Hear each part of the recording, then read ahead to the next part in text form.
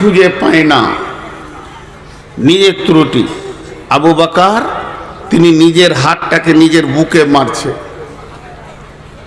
মারছেন আর কি বলছেন, আবু বকর মুনাফিক, আবু বকর মুনাফিক, আবু বকর তুই মুনাফিক। কত অনুশোচনা, আবু বকর তুই মুনাফিক, আবু বকর তুই মুনাফিক, আবু বকর তুই মুনাফিক। এটা বলছেন আর ধরতে রয়েছেন। ধরতে ধরতে ধরতে ধরতে নবীজির কাছে যাচ্ছেন মসজিদে নববীতে। নবীজি বলছেন, আবু বকর তোমার এত হতাশা কেন? তুমি নিজেকে হতাশায় রয়েছো কেন? আবু বকর বলছেন, দয়ার নবী গো, আমি আপনার মজলিসে বসে বসে অঝোর নয়নে কাঁদছিলাম। আর যখনই আমি বাড়ি চলে গেলাম, আমি বিবির সঙ্গে আনন্দে হেসে ফেললাম। তো আমার বিবেক আমাকে বলছে, আবু বকর তুই এখনই নয়ন ভরে নয়নের জলে অশ্রুসিক্ত আঁখিতে আল্লাহর ভয়ে ভয়ে কাঁদছিলি, আবার এখনই তুই দাঁত বের করে বিবির সঙ্গে খিলখিল করে হাসছিস। এ আচরণ কেন তোর হয়? তাই আবু বকর বলছেন, নবী গো, আমি নিজেকে সন্দেহ করছি আমি মুনাফিক। বিশ্বনবী বললেন, আবু বকর বিবির সঙ্গে হাসা হলো ইবাদত, বিবিকে আনন্দ দেওয়া হলো ইবাদত, বিবির সঙ্গে খেলা করাটাও ইবাদত, বিবির সঙ্গে কৌতূহল করাটাও ইবাদত। অতএব আবু বকর তুমি মুনাফিক নও। আমার মজলিস আর বাড়ি দুটাই যদি বারবার এক হয়ে যায়, তাহলে কোনো মানুষ আর সংসার করতে পারবে না। আবু বকর তুমি মুনাফিক নও। কত অনুশোচনা। বিশ্বনবী বলছেন, হানিয়াল লেখা উমার, উমার রে এসো সুসংবাদ লাও। উমার বললেন, কি সুসংবাদ? নবীজি বলছেন, উমার আমার উম্মতের ভিতরে, আমার উম্মতের ভিতরে, আমার উম্মতের ভিতরে যে লোকগুলি একদম পাক্কা জাহান্নামী হয়ে গেছে, জাহান্নাম চলে যাবে, এই রকম ৭০,০০০ লোককে আমার রব ক্ষমা করে জান্নাতে দেবেন।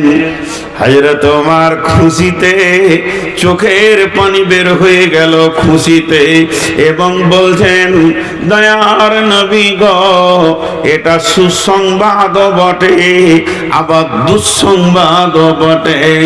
নবীজি বললেন, সুসংবাদ বুঝলাম কিন্তু দুঃসংবাদ বুঝলাম না উমর।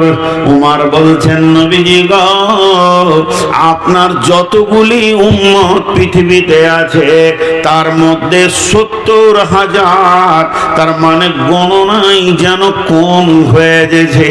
আল্লাহকে বলে কি বাড়ানো যাবে না? নবীজি বললেন, উমর সুসংবাদ লাও।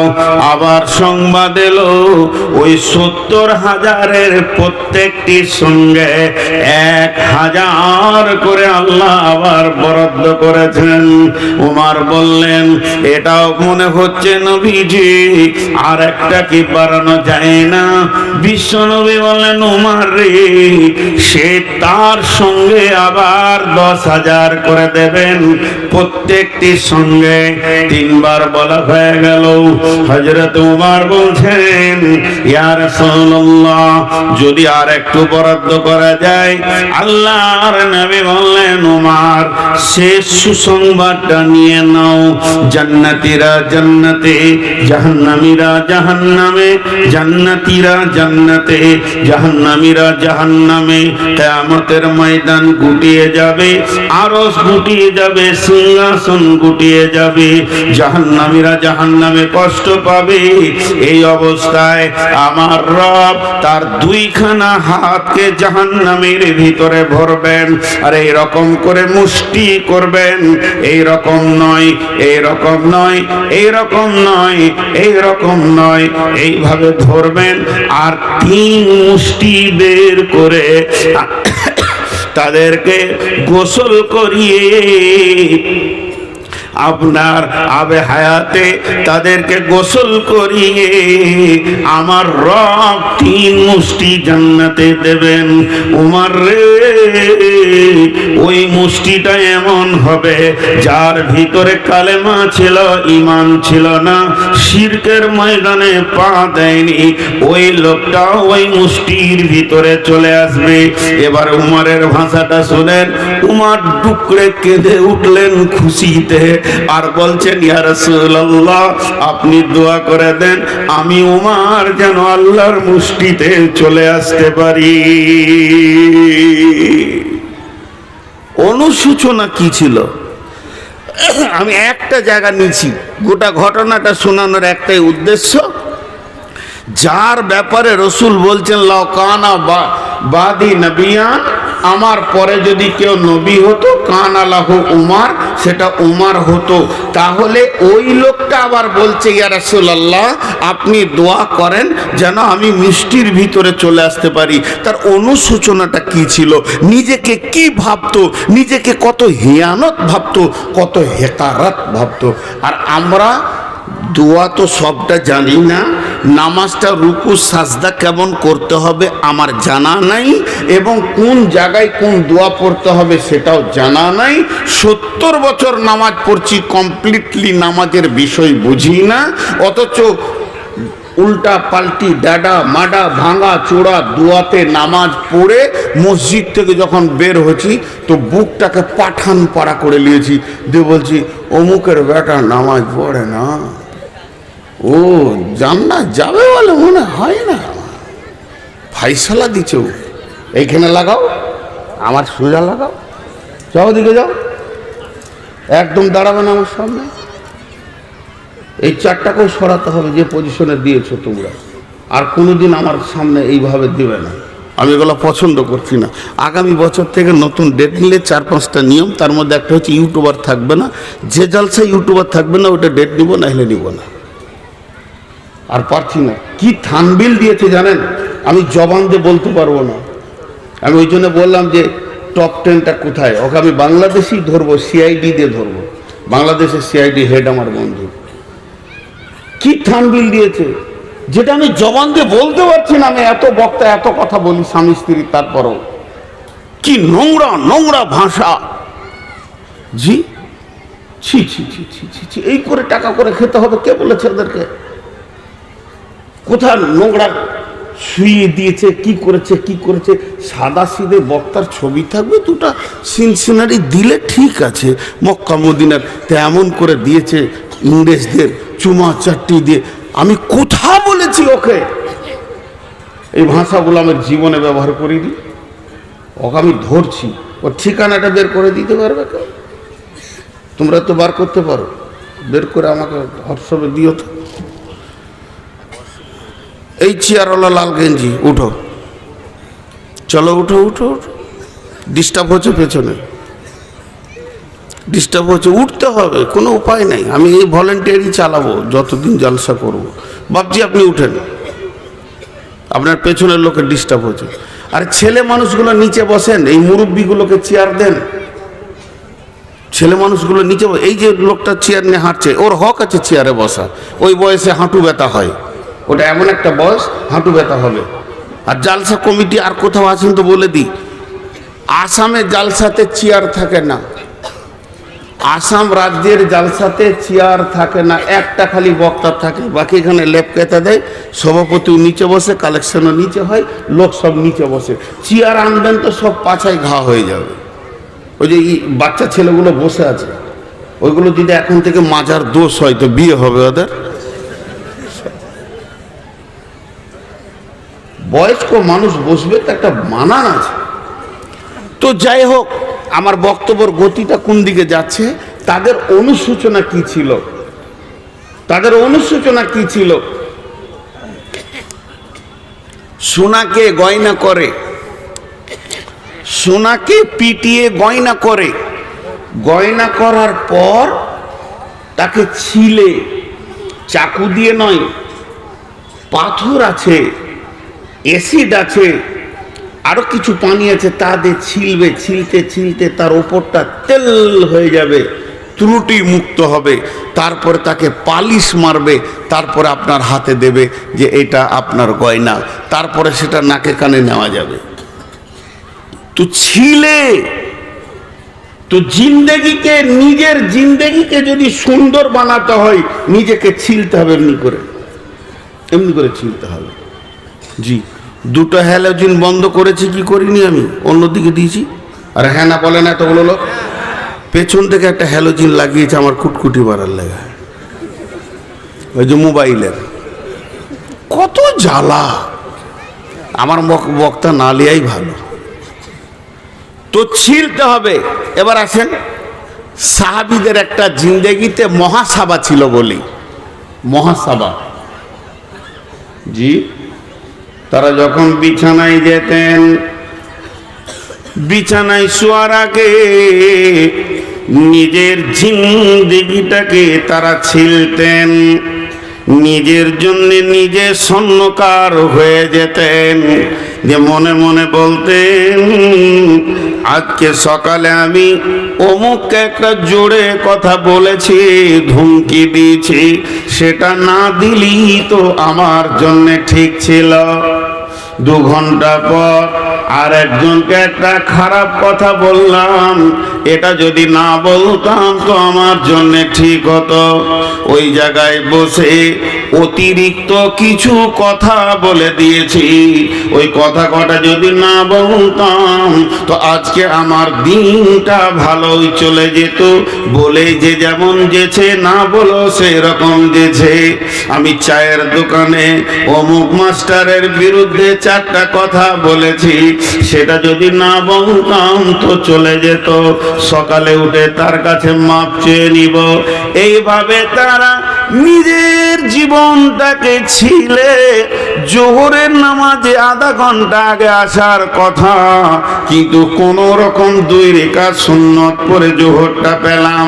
আমি যদি আধ ঘন্টা আগে আসতাম তাহলে মসজিদে আমার তেলাওয়াত তাসবিহ হয়ে যেত। এইভাবে নিজের ত্রুটিকে নিজে নিজে বের করত, ত্রুটিগুলো মনে মনে জমা করে রবের কাছে রাত্রিতে অঝোর নয়নে কেঁদে বলতেন, আমার রব, আমি যেগুলো ভুল করেছি আগামী দিনে না করার প্রতিজ্ঞা নিয়েছে, মাবুদ তুমি আমাকে মাফ করে দাও, ক্ষমা করে দাও, আমার ত্রুটিগুলোকে তুমি মুছে দাও। এইভাবে তারা ধীরে ধীরে ধীরে ধীরে একটা জায়গায় গিয়ে পৌঁছেছেন। জিন্দেগিটা তাদের কত দামি হয়ে গেছেন, পৃথিবীর বুকে বসে রয়েছে, অথচ জান্নাতের খবর তারা পেয়ে যাচ্ছেন। একটা আশার মুবাশশারা, আবু বকর জান্নাতি, উমর জান্নাতি, ওসমান জান্নাতি, আলী জান্নাতি। এ তো নবীজি সরাসরি বলেছেন, পরোক্ষভাবেও নবীজির কাছে খবর এসেছে আরো জান্নাতি। যেমন নবীজি বলেছেন, বদরি সাহাবী যারা বদরের প্রান্তে 313 জন দাঁড়িয়েছিলেন জিহাদের ময়দানে, তাদের আগের পিছের সমস্ত গুনাহ মাফ, তার মানে তারা জান্নাতি। এমন ভেবে সুসংবাদ এসেছে, তাদের জিন্দেগিকে কোন জায়গায় পৌঁছেছে। আম্মা জান আয়েশাকে আল্লাহর নবী বলছেন, আয়েশা রে, তুমি আমার পৃথিবীতে যেমন স্ত্রী, ওই রকম তুমি আমার জান্নাতে স্ত্রী হবে। যেদিন আমি জানতে পারলাম পেলাম, সেদিন থেকে মনে হয় যেন আমার মত হয়ে যাক এবং আমি জান্নাতে চলে যাই, তোমাকে আবার আমি জান্নাতে পেয়ে যাব। আয়েশা বুঝতে পারলেন আমি জান্নাতি। এইভাবে আল্লাহ তাবারাক ওয়া তাআলা পরোক্ষভাবে বহু জান্নাতি ঘোষণা করেছেন, কারণ তার নিজের জিন্দেগিকে ছিলে ছিলে সোজা করেছি।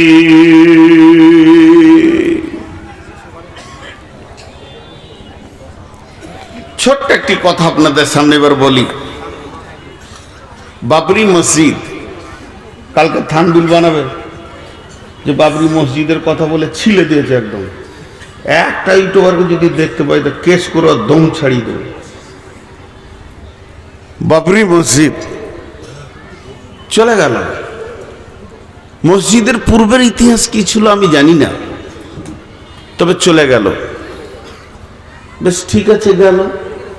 যতটা দুঃখিত আমি আপনি, অতটা দুঃখিত আমিও। আমার মুসলমানের রক্ত আছে, আমার বুকে মুসলমানের রক্ত আছে। যতটা কষ্ট আপনার হচ্ছে অতটা কষ্ট আমার হচ্ছে। তো একবার নিজেদের ভুলটা দেখি তো, কেন গেল, কেন গেল, কেন গেল? বাবরি মসজিদটা আমার এখান থেকে কিছু না হলেও 1700 কিলো দূরে। 1700 কিলো দূরে কেন, 17 লাখ যদি দূরেও হয় তাও কলিজাটা শিখানো আছে। রাজুলুন কালবুহু মুআল্লাকুন বিল ফিল মাসাজিদি। ওই লোকটা আরশের ছায়াতে থাকবে যার দিল মসজিদে টাঙা থাকবে। পৃথিবীর মসজিদ আমার হৃদয়ে আছে যত দূরেই হোক, কিন্তু আপনার বাড়ির পাশের মসজিদটা কোন পার্টি বলেছিল ঢুকিস না? ওই পার্টিটার নাম বলেন। আপনার বাড়ির পাশ থেকে ফিতে ধরে যেটা সব থেকে নিকট মসজিদ, বিজেপি বলেছে, বজরং বলেছে, শিবসেনা বলেছে, তৃণমূল বলেছে, সিপিএম বলেছে, কংগ্রেস বলেছে, এসোসিয়াই বলেছে, কে বের করেছে এই মসজিদ থেকে আপনাকে? বিসমিল্লাহির রহমানির রহিম। قل إن كان آباؤكم وأبناؤكم وإخوانكم وأزواجكم وعشيرتكم وأموال اقترفتموها وتجارة تخشون كسادها ومساكن ترضونها أحب إليكم من الله ورسوله وجهاد في سبيله فتربصوا حتى يأتي الله بأمره والله لا يهدي القوم الفاسقين।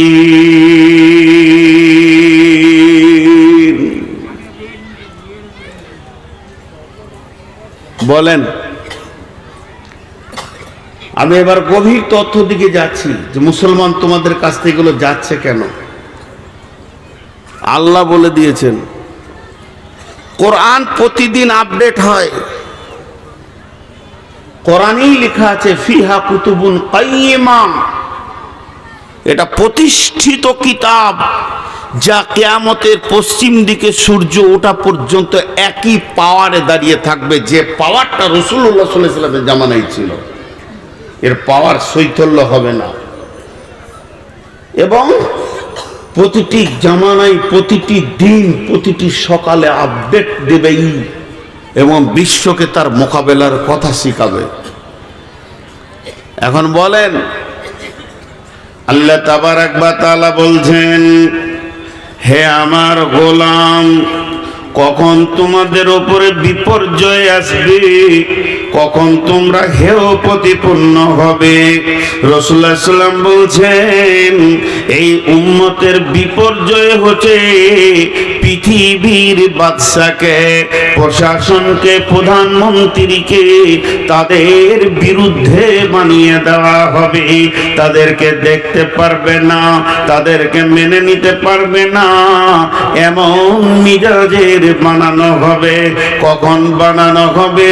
আল্লাহ তাবারাক ওয়া তাআলার রাসূল বলছেন ওয়া ইয়াকা ওয়াল মাসিয়া ফা ইন্না বিল মাসিয়াতি হাল্লুন সাখাতুল্লাহ ওয়া ইয়াকা ওয়াল মাসিয়া ফা ইন্না বিল মাসিয়াতি হাল্লুন সাখাতুল্লাহ।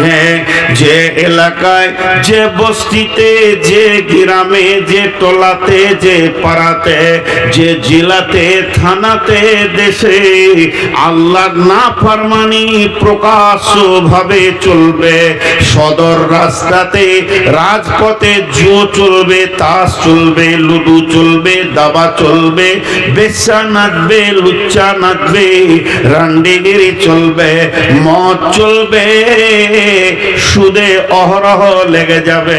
আমার উম্মত এইগুলো নিয়ে মাতোয়ারা হয়ে যাবে। তখনই আল্লাহর মদদ তাদের কাছ থেকে চলে যাবে। আল্লাহর সাহায্যের হাতটা আল্লাহ গুটিয়ে নেবেন। আর আল্লাহ নিজেই বলেছেন হাত্তা ইয়াতি আল্লাহু বিআমরিহি, অতক্ষণ পর্যন্ত যতক্ষণ পর্যন্ত আল্লাহর হুকুম না এসেছে। আল্লাহ লা ইয়াহদিল কওমাল ফাসিকিন, আল্লাহ এই ফাসিক বেঈমানদেরকে হেদায়েতের রাস্তা দেন না।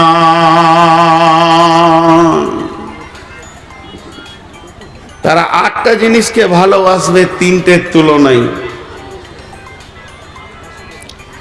8টা জিনিসকে নিয়ে মাতোয়ারা হয়ে থাকবে 3টের তুলনায়।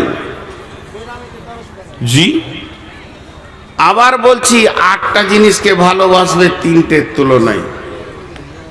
কোরআন থেকে বলছি। এখন একটা উদাহরণ দিব। একটা দাঁড়ির 2টা পাল্লা। এক পাল্লাতে ওই 1 গ্রামের বাটখারা, 1 গ্রাম ছোট্ট 1 গ্রামের বাটখারা 8টা রাখা আছে। তোমার ওজন হলো 8 গ্রাম, 10 গ্রামও হয়নি। আর একটা পাল্লাতে কুইন্টলের বাটখারা 3টে রাখা আছে। এরা গণনায় 3টে, এরা গণনায় 8টা। গুনতিতে বাম পাল্লাটা বেশি, গুনতিতে ডান পাল্লাটা কম, কিন্তু ওজনে কে বেশি? জোরে বলেন। 3টে। তো ওজনে যে 3টে বেশি এটা বলবে কে? তার নাম কি? কাঁটা। কে বলবে? কাঁটা কোন দিকে ঝুঁকবে? 3টের দিকে না 8টার দিকে? 3টের দিকে কাঁটা যখন তোলা হবে পাল্লাটা, তা 3টের দিকে এমনি করে বলবে দেখ আমি ঠিক বলছি, এরাই বেশি। যদি কাঁটাটা 8টার দিকে ঝুঁকে, যদি ঝুঁকে, এখন ওই কাঁটাটাকে ইমানদার বলবেন না ফাসেক বলবেন? কোনটা বলবেন বলেন? কাঁটাটাকে আপনি কি বলবেন? ও বেঈমান না ইমানদার? বেঈমান। আল্লাহ ওটাই বলছে। তোরা একটা পাল্লাতে 8টা চাপা, আর একটা পাল্লাতে 3টি চাপা। 3টে মাল ডান পাল্লায় চাপা, বাম পাল্লাতে 8টা মাল চাপা। সে 8টা মালের নাম আমি বলছি। কুল ইন কানা আবাউকুম ওয়া আবনাউকুম ওয়া ইখওয়ানুকুম ওয়া আজওয়াজুকুম ওয়া আসীরাতুকুম ওয়া আমওয়ালুন ইকতারাফতুমুহা ওয়া তিজারাতুন তাকসাউনা কাসাদাহা ওয়া মাসাকিনু তারদাউনাহা। এই 8টা হলো কি? বাপের মহব্বত, সন্তানের মহব্বত, ভাইয়ের মহব্বত, বিবির মহব্বত, বন্ধু বান্ধবের মহব্বত। পাঁচটা হলো সঞ্চিত মালের মহব্বত, যে মালকে তুমি সঞ্চয় করেছো তার মহব্বত, যে ঘরটা তুমি বানিয়েছো এই ঘরের মহব্বত। আর 8 নম্বরে হলো চাকরি বাকরি ব্যবসা বাণিজ্য যেটা রয়েছে এইগুলির মহব্বত। আর একবার বলছি, বাপের মহব্বত, বেটার মহব্বত, ভাইয়ের মহব্বত, আপনার বিবির মহব্বত, বন্ধুর মহব্বত, সঞ্চিত মালের মহব্বত, ঘর বাড়ি অট্টালিকার মহব্বত, এবং যে চাকরি বাকরি ব্যবসা বাণিজ্য তুমি করো তার মহব্বত। 8টা জিনিসের মহব্বতকে নিয়ে এসে একটা নারীর পাল্লায় দিয়ে দাও। এখন তোমার ডান দিককার পাল্লাটা ফাঁকা আছে, ওখানে 3খানা মহব্বত রাখো। আহাব্বা ইলাইকুম মিনাল্লাহি, আল্লাহর মহব্বত, ওয়া রাসূলিহি, এবং আমার রাসূলের মহব্বত, ওয়া জিহাদিন ফি সাবিলিহি, আল্লাহর রাস্তায় বেরিয়ে গিয়ে জান দিতে হবে, মাল দিতে হবে। আল্লাহর জিহাদকে মহব্বত করে মেনে নিব, আল্লাহর রাস্তায় শ্রম দিব, মেনে নিব, পৃথিবীর মুখে লাত মেরে দিব, যেটা সাহাবীরা করেছেন। এই 3খানা মহব্বত তুমি চাপাও। হে পৃথিবীর মুসলমান, এবার তোমার দিলের ভিতরে একটি কাঁটা আছে, দাড়িটা ওপর দিয়ে মনে মনে মনে মনে তোলো। এবার দেখো তোমার দিলের কাঁটাটা 3 দিকে যেছে না 8 দিকে যেছে।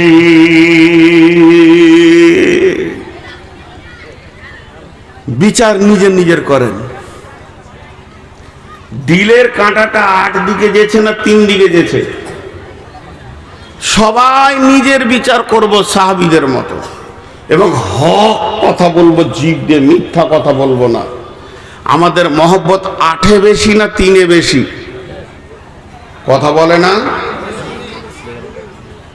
যারা 8-এ বলছেন কে কে বলছেন বলেন তো? 8-এ কে কে বলছেন? সবাই 8-এর দিকে আছি, হক কথা বলেছে, সত্য কথা বলেছে। 3-এর দিকে মহব্বতে এক্ষুনি পরীক্ষা করব। আজকে চিন্তামণি গ্রামে 28 থেকে 30টা বিল্ডিং আছে, মসজিদটা এতিমখানা হয়ে আছে। ওদের যদি মহব্বত আল্লাহর ঘরে বেশি হতো তাহলে ওটা এতিমখানা থাকতো না। রসুলের ওপরে মহব্বত থাকলে এটা ইউনিভার্সিটি হতো। মিশন বলে যে একটা স্কুল আজ থেকে 20 বছর আগে ছিল না, 25 বছর আগে, 30 বছর আগে ছিল না। জন্ম নিল কিছুদিন আল আমিন মিশন, পৃথিবীকে মিশন শিখালো, জন্ম নিল। একটা মিশন তত্তর করে উপর দিকে উঠছে, আর লাখ লাখ টাকা গোপনে ছেলেটা ভর্তি করলেন, 50,000 60,000 ডোনেশন দিচ্ছে। আর 70 বছরের মাদ্রাসা পি পি পি করছে। আপনি বললে হবে যে আমার এটার উপরে মহব্বত বেশি? রসুলের উপরে মহব্বত। একবার গালের মাফলারটা সরান, দেখি এখানে কটা ইমানদার আছে। সরান গালের মাফলারটা। মিথ্যা কথা, মিথ্যা কথা, মিথ্যা কথা। জি, এখানে 2টো ফ্যান আছে, ওইখানে ফ্যান 2টা ঘুরছে, পরপর পর করে ঘুরছে। রেগুলেটরটা আমার হাতে, আমি ডান দিকটা এমনি করে বাড়াচ্ছি আর বাঁ দিকটা কমাচ্ছি। বাঁ দিকার ফ্যানের শক্তি কমবে হাওয়ার, ডান দিকার শক্তি বাড়বে। আবার বাঁ দিকটা বাড়াচ্ছি, ডান দিকটা কমাচ্ছি। তো সারা পৃথিবীর সমস্ত শক্তির কন্ট্রোলার কে? আল্লাহ। এখন ইমিগ্রেশন যে এয়ারপোর্টে হয়, একটা দরজা আছে কম্পিউটার লাগানো, আর সেখানে সফটওয়্যার দেওয়া আছে কোন কোন মাল গেলে তুই সাউন্ডটা আলাদা করবি, কোন কোন মাল গেলে, আর কোন মালটা না থাকলে সাউন্ডটা করিস না। জি, তো জেদ্দা এয়ারপোর্টে আমাদেরকে বললো ঘড়ি, জুতা, মোবাইল সব ভরে দেন ব্যাগে, দিয়ে ওইদিকে পার করে দিলে। এবার তুমি খালি এসো। খালি দিয়েছি, কিন্তু ঘড়িটা খুলতে ভুলে গেছি, জুব্বার ভিতরে আছে। তো জটা লোক পেরোচ্ছে, টিক ঠিক চলে যা। আমি যেছি টিক টিক টিক টিক টিক টিক টিক, মানে ধর ওর কাছে যেটা নিয়ে যাওয়ার নয় সেটা নিয়ে যাচ্ছে। তো এখন যদি একটা কোরআনের দরজা করা যায়, যেদিকে ঢুকলে বলে দেবে এটা মুসলমান আর এটা ফাসেক, এটা মুসলমান এটা ফাসেক, কজন মুসলমান হয়ে পেরোতে পারবো ওই দরজায় বলেন? প্রথম নম্বর আমি বলছি আল্লাহর কসম, আমি আগে ধরা খাবো যে এটা মুনাফিক মাল, সাইডে কর, এটা পার হবে না। এই মার আমাদের উপরে যে এসেছে, জুলুম যে আমাদের উপরে এসেছে, এটা কোন রাজনৈতিক দলকে এবং কোন ধর্মীয় দল, হিন্দু খ্রিস্টান জৈন বৌদ্ধকে দোষ দেবেন না। ইস ঘর মে আগ লাগি হ্যায় ঘর হি কি চিরাগ সে। যে শক্তি রসুল দিয়ে গেছিলেন, যে মডেলের মাল তৈরি করে পৃথিবী থেকে চলে গেছিলেন, সেই শক্তি সেই মাল আর নাই। খালি নামটা মুসলমান, আধার কার্ডে মুসলমান, ভোটার কার্ডে মুসলমান, পাসপোর্টে মুসলমান, ভোটার লিস্টে মুসলমান, কিন্তু মসজিদের খাতাতে মুসলমান উল্লই। জি, মসজিদের খাতাতে মুসলমান নয়।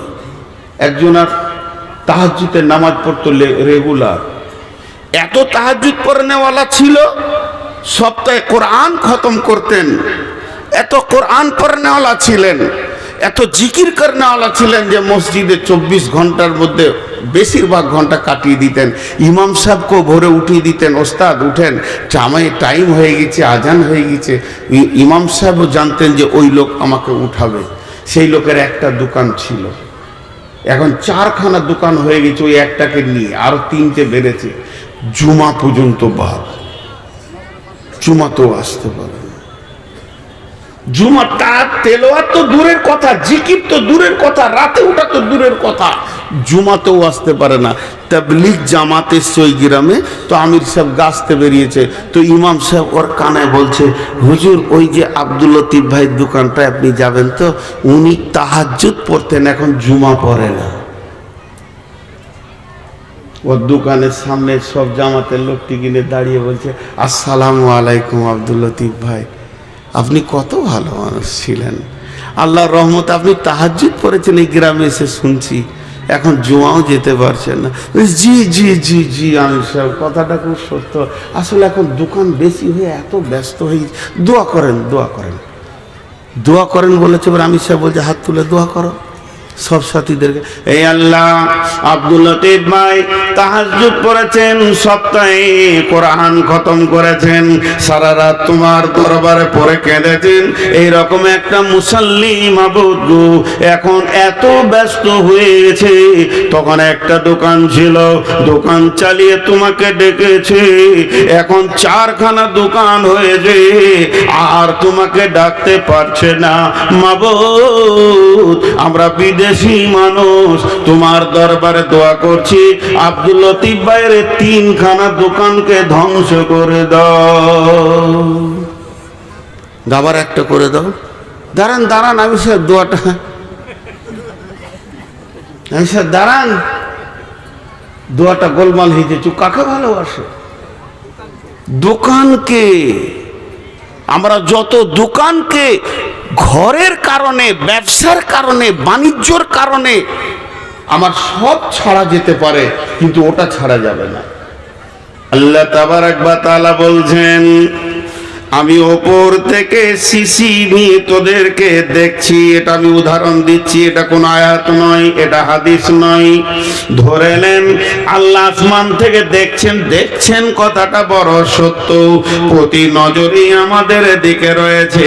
আমরা সকালে সূর্য ওঠা থেকে নিয়ে বিবির পেছনে সময় দিলাম, আব্বার পেছনে দিলাম, সন্তানের পেছনে দিলাম, বন্ধুকে নিয়ে আনন্দ করে এলাম, আর ভাইকে দিয়ে আনন্দ করে করলাম, ছেলেকে নিয়ে মিশনে দিয়ে এলাম, টাকা দিলাম, পয়সা দিলাম। এই করতে করতে সন্ধ্যা হলো। সন্ধ্যাতে এসে আবার মা বাপ ছেলে পিলে ব্যবসা বাণিজ্য হিসাব নিকাশ নিয়ে মাগরিব হলো, এশা হলো, 24টা ঘন্টা রাউন্ড হয়ে গেল। আল্লাহ 10টা মিনিট আমার কাছ থেকে পেল না। আমার চেহারাতে রসুল নাই, ব্যবহারে রসুল নাই। এই করতে করতে 1 দিন গেল, 2 দিন গেল, 3 দিন গেল, 10 দিন গেল, 20 দিন গেল, 25 দিন গেল, 27 দিন পেরিয়ে গেছে। আর 3টে দিন আছে মাস হতে। এখনো আমার রব এতিমের মতো আমার দিকে তাকিয়ে আছে। আমার গোলাম আমাকে কখন সময় দিবে? আমার নবীর চেহারাটা কখন আনবে? আমার গোলাম কখন আমার দিনকে বাঁচানোর জন্য দোকানে তালা মারবে, ব্যবসায় তালা মারবে, বাণিজ্যে তালা মারবে, স্কুলে চাকরিতে ছুটি নেবে, মাঠে যাবে না, 3 দিন আল্লাহর রাস্তায় বেরিয়ে যাবে, মানুষের পায়ে ধরবে, আল্লাহর গোলামির জন্য না বেনামাজির দরজায় যাবে, মাতালের দরজায় যাবে। গেল না। 28টা দিন গেল, 29টা দিন গেল, 30টা দিনে আল্লাহ পেল না, দিন পেল না, রসুল পেল না। আমার রব ওর দরজা থেকে বেজ্জতি হয়ে ঘুরে গেল। এই অবস্থায় আমার আল্লাহ একটা ভাষা ব্যবহার করছে। ভাষাটার নাম হচ্ছে ফাতারাব্বাসু, ফাতারাব্বাসু, ফাতারাব্বাসু, ফাতারাব্বাসু। সূরা তওবার মধ্যে রয়েছে। আল্লাহ বলছেন ফাতারাব্বাসু হাত্তা ইয়াতিয়াল্লাহু বিআমরিহি।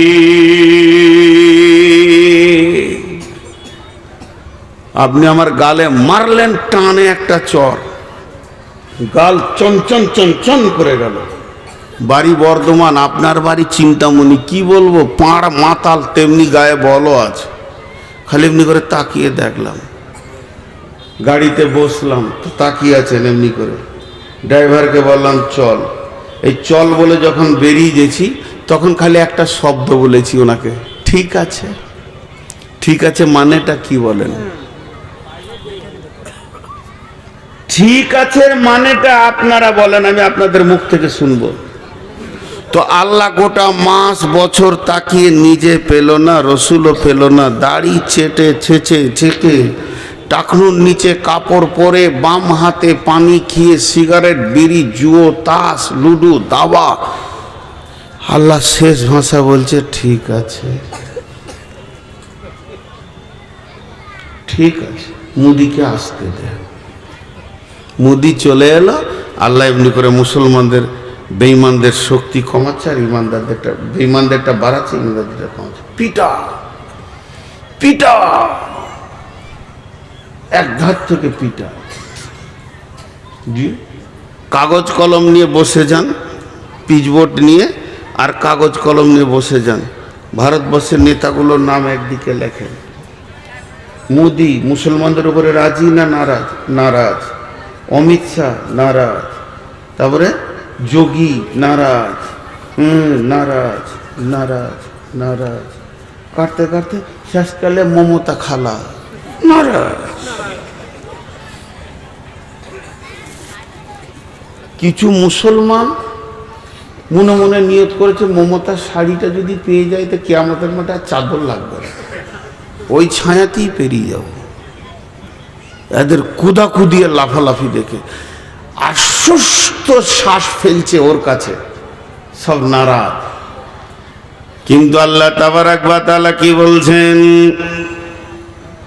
ওয়া'দাল্লাহু আল্লাযীনা আমানু মিনকুম ওয়া আমিলুস সলিহাতি লা ইস্তাখলিফান্নাহুম ফিল আরদি কামা ইস্তাখলাফাল্লাযীনা মিন ক্বাবলিকুম। আরেকবার বলছি, এটা সূরা নূরের 55 নম্বর আয়াত। আপনারা একবার আমার সঙ্গে জবাব দেবেন, প্রশ্ন করব উত্তর দেবেন। ওয়াদাল্লাহুল্লাযীনা আমানু মিনকুম ওয়া আমিলুস সলিহাতি লা ইস্তাকলিফান্নাহুম ফিল আরদি কামাস্তাকলাফাল্লাযীনা মিন ক্বাবলিকুম। নবীজি গুরুত্বপূর্ণ কথা তিনবার বলতেন, এর জন্য তিনবার বলছে ওয়াদাল্লাহুল্লাযীনা আমানু মিনকুম ওয়া আমিলুস সলিহাতি লা ইস্তাকলিফান্নাহুম ফিল আরদি কামাস্তাকলাফাল্লাযীনা মিন ক্বাবলিকুম। আল্লাহ বলছেন, হে বিশ্ব মুসলমান, ওরে আহলে কোরআন, ওরে আহলুল হাদিস, ও বিশ্ব কোরআনের ছায়াতলে তোরা যারা রয়েছিস, সূরা নূরের 55 নম্বর আয়াতটা খুলে দেখ। আমি রব তোদের সঙ্গে ওয়াদা করছি, কারো পায়ে হাত দিতে হবে না, কাউকে তেল দিতে হবে না, মোদিকে দিতে হবে না, অমিত শাহকে দিতে হবে না, আদিত্যনাথ যোগীকে দিতে হবে না, যত ভারতবর্ষের নেতা আছে এদের পায়ে তেল দিস না, এদের পেছনে তোরা ঘুরিস না, শুধু একজনকে রাজি কর। আমি আল্লাহ ওয়াদা করছি, হে ইমানদারেরা, তোরা যখন আমার ছায়াতে এসে 100% ঢুকে যাবি, আমাকে রাজি করে নিবি, তাহলে তোদেরকে ব্যালট লাগবে না, সারা বিশ্বের হুকুমত তোদের হাতে আমি আল্লাহ তুলে দিব, তোরাই শাসন করবে, তোরা শাসিত হবি না। আল্লাহ বলছেন, খালি আল্লাহকে রাজি করেন, বাস, আর কাউকে নয়। ভারতবর্ষ কাদের হাতে আছে? বিজেপির হাতে, চলে আসবে মুসলিমের হাতে। আল্লাহ রাজি হয়ে গেলে একজনকে রাজি করেন, ধরতে হবে না, আল্লাহ রাজি হয়ে যাবে। সকালবেলায় দেখবেন মুসলিমের হাতে দেশটা। কি করে দেখবেন? তাহলে কি ভোট হলো না? দরকার নাই ব্যালটের, রাতি মুদিকে ইমানের দিয়ে দেবে আল্লাহ। সকালে দেখবেন মুদি নিজে কালেমা পড়ছে। পারবে আল্লাহ এটা করতে?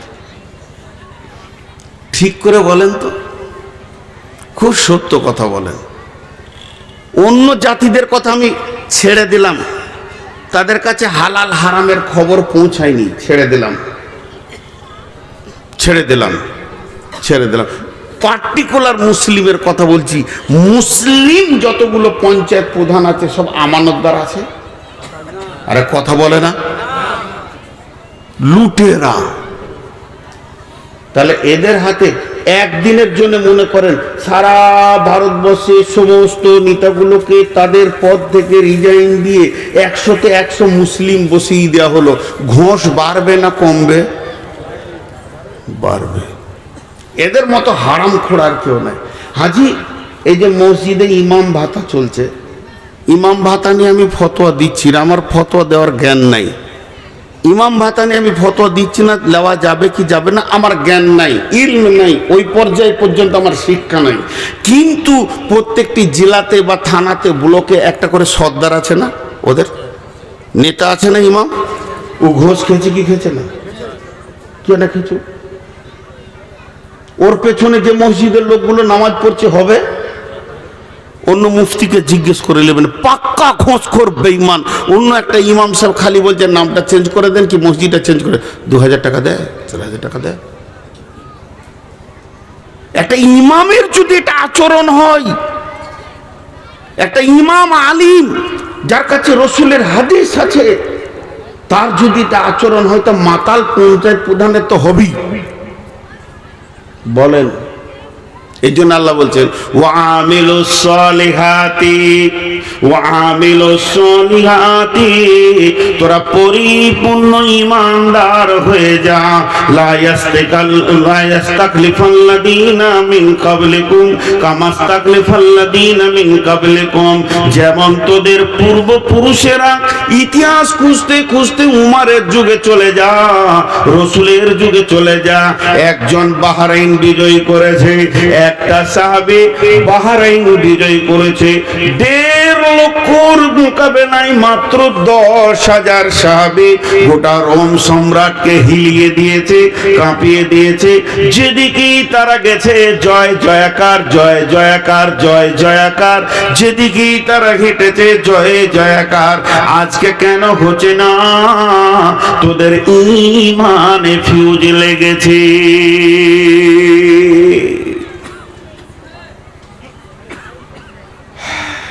তোদের হাতে কেন আজকে দিচ্ছেন আল্লাহ? তোদের হাতে কেন রাজ্য দিচ্ছেন আল্লাহ? তোদের চরিত্র শেষ। আল্লাহ বেঈমানকে তো দেবে না। উমারের জামানায় ওই কতক্ষণ চালাবে তুমি আর আমাকে তাকিয়ে থাকতে হবে? মোবাইলটা খুলে নে, ঘর যাও, এখনো বসানো।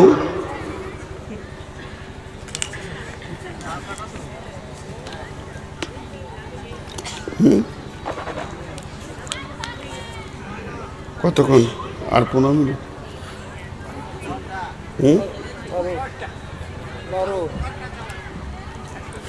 বলছে 12 ঘন্টা।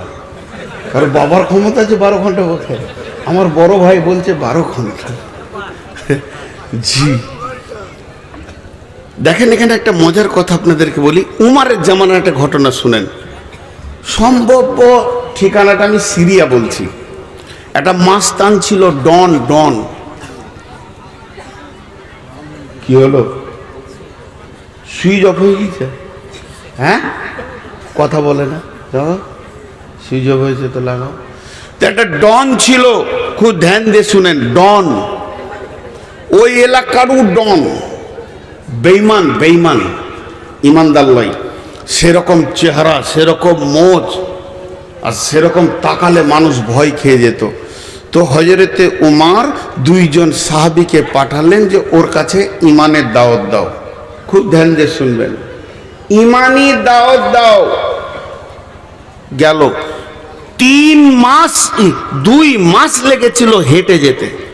কত দূরে ওর বাড়ি? মদিনা থেকে যাচ্ছেন সাহাবীরা। একটা লোককে ইমানের দাওয়াত দিতে, সেখানে গিয়ে যখন পৌঁছালো, ওকে তখন বলছে, আমিরুল মুমিনিন হযরতে উমর ফারুক রাদিয়াল্লাহু তাআলা আনহুর নেতৃত্বে আমরা এসেছি আপনার কাছে দাওয়াত দিতে।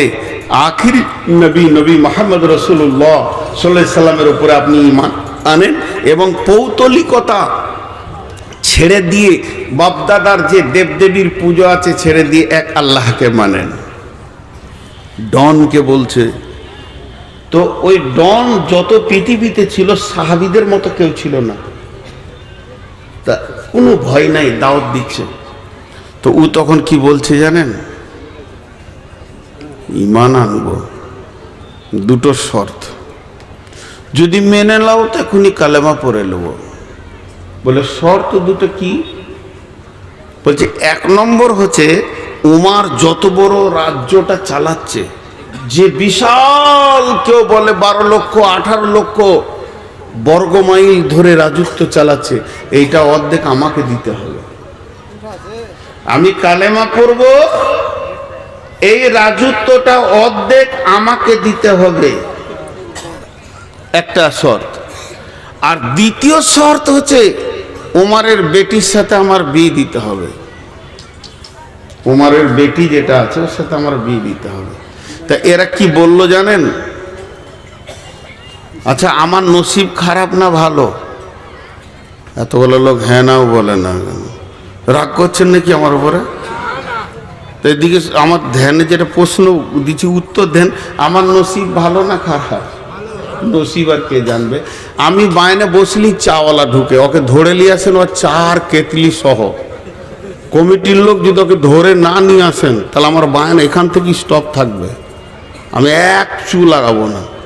ওর 4 কেতলি নিয়ে আসেন আগে, ওর 4 কেতলি নিয়ে আসেন। ওই পাশে কে বসে আছেন ভাই, ওর কেতলি আর চাটা নিয়ে আসেন এখানে, আর ওকে ধরে নিয়ে আসেন।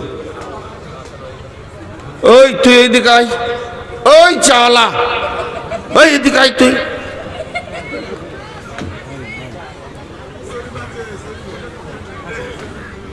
ওকে চিনে রাখতো, বাইনের শেষে ওকে আমি দেখা করবো। ওর ক কাপ চা বেচার দরকার আছে, ভাঙ এখান থেকে, বহরমপুর যা, লজ্জা শরম নাই। তো কটা শর্ত করলেন? দুটো।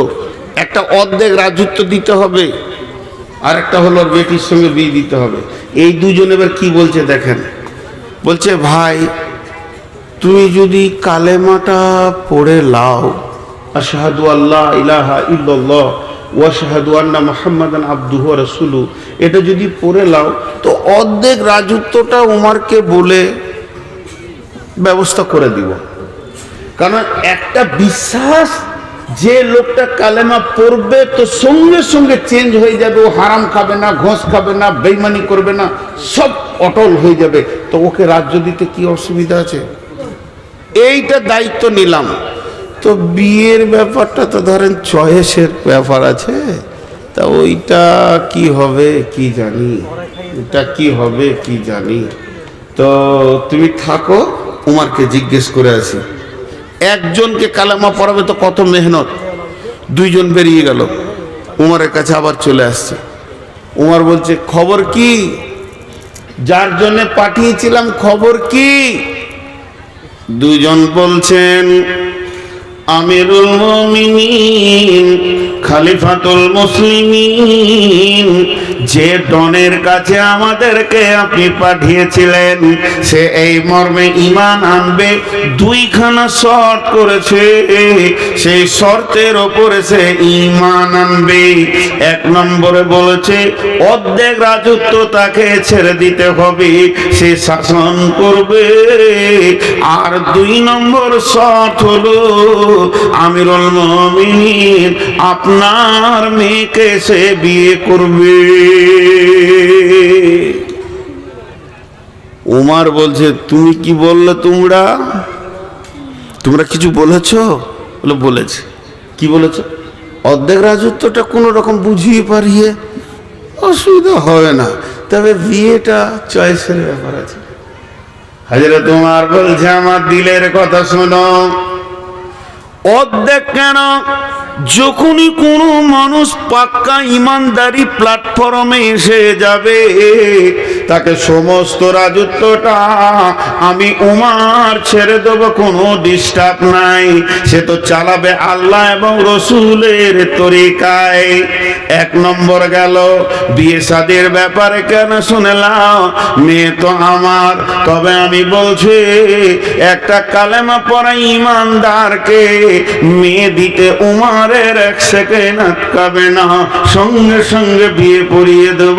যাও তোমরা তাকে কালেমা পড়তে বলো।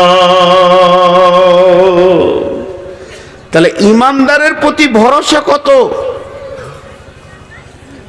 তাহলে বলেন একটা ইমানদারের প্রতি ভরসা কত? আর যে রায় ইমামের শুধু একটুকু লিডারই পেয়েছে, এতেই যদি ঘোষ খায়, ওই ইমামগুলোকে যদি একবার মোটামুটি মুখ্যমন্ত্রী বা এমএলএ এমপি করে দেওয়া হয়, কি করবে বলেন তো? কি করবে বলেন? চরিত্র কোথা চলে গেছে সহিহ হাদিস এবং কোরআনের তার পেটে থাকার পরও। এবার এরা দুজন আবার হাঁটতে লাগলো। যে গ্রামে ডনের বাড়ি, ওরা সেই পর্যন্ত পৌঁছে গেল। এবার গ্রাম ঢুকবে, গ্রামের কাছাকাছি হয়তো বা 100-200 গজ রাস্তা বাকি আছে। তখন দেখছে গ্রাম থেকে একটা জানাজা আসছে, খাটে লাশ আছে, দল বেঁধে লোক দাফন করার জন্য বেরিয়ে আসছে। এরা দুজন জিজ্ঞেস করছে কে মরেছে, কার জানাজা হবে, ইহুদি না নাসারা না মুসলমান, কাকে দাফন করা হবে? এদেরকে বলা হচ্ছে তোমরা যে ডনের কাছে এসেছিলে ওই হতভাগাই মরে গেছে। তখন এরা বলল হতভাগা রে, তোর কপালে আর মানে ঈমান আল্লাহ লেখেনি, বেঈমান হালাতি পৃথিবী থেকে চলে গেল। তার মানে একটা ঈমানদারের ওপর কত ভরসা থাকা দরকার। মুসলমান জুয়োতে পাবে এদেরকে বেশি, মুসলমান সুদের ময়দানে এদেরকে বেশি, মুসলমান জেনার ময়দানে রান্ডিখানায় এদেরকে বেশি, যেখানে বেশ্যাখানা মুসলমানের ছেলে বেশি, অন্য মনে আদা ছেলে পাওয়া যায় না। শুধু তাই নয়, তাসে লুডুতে দাবাতে মদেতে মুসলমান তুমি বেশি। এখন এত বেশি শয়তান গ্রাস করে নিয়েছে, মুসলমানের আসল শক্তিটাই শেষ হয়ে গেছে। আল্লাহর নবী বলছেন আমার উম্মত ওহান রোগে ভুগবে। সাহাবীরা প্রশ্ন করলেন মা ওহান, ইয়া রাসূলুল্লাহ ওহান জিনিসটা কি? নবীজি বললেন হুব্বুদ দুনিয়া কারাহাতিল মত। আমার উম্মতের ভিতরে পৃথিবীর মহব্বত বেড়ে যাবে এবং মত বা আখিরাতকে সে ঘৃণা করবে। তখনই আমার উম্মত দুর্বল হয়ে যাবে, অন্য জাতি এসে লাত মরবে। দলদলেতে পড়েছে হাতি, ব্যাঙে মারছে লাথি। হাতি দলদলেতে পড়ে গেছে আর ব্যাঙ হাতির মাথায় লাত মেরে চলে গেছে। এমন মুসলমান এদের অবস্থা, এরা সবকে শেষ করে দিয়েছে।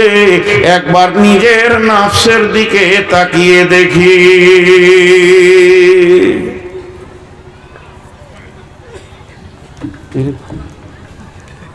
কি ঘটবে শেষকালে স্টেজে, আমি তাই চিন্তা করছি। একজনা পড়ে গেছে, একজনা কি খবর আনছে বারবার জিবরাইলের মতন। হ্যাঁ হ্যাঁ, তাই তো মনে হচ্ছে। কাজও নাই, সময়ও নাই, অবসরও নাই, খালি মনে হচ্ছে আমার বিরুদ্ধে প্ল্যান চলছে। তাহলে আমাকে বাহিনী করতে ভালো লাগবে? কারো যদি এটা মনে ঢুকে যায় যে আমার বিরুদ্ধে প্ল্যান চলছে, তার ভালো লাগবে বাহিনী করতে? আপনাদের বিরক্ত লাগছে নাকি?